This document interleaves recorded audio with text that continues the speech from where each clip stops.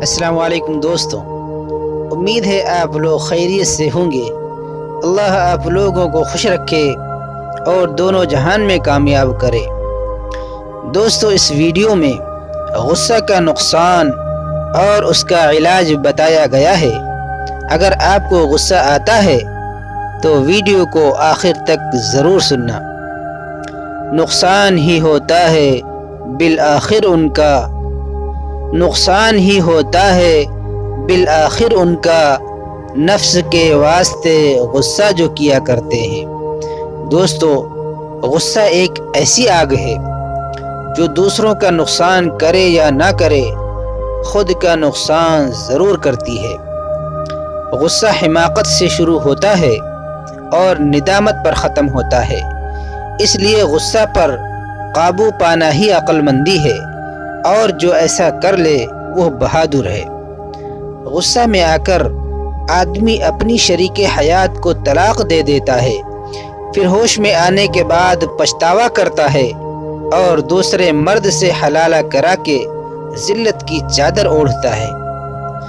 آدمی غصے میں آ کر کسی کو قتل کر دیتا ہے اور زندگی بھر جیل کی سلاخوں میں گزارتا ہے۔ اپنے غصے کی چنگاری کو بجھا دو، اس سے پہلے کہ وہ خود تمہیں کو جھلس دے۔ ایک دانشور سے کسی نے پوچھا کہ غصہ کیا ہے؟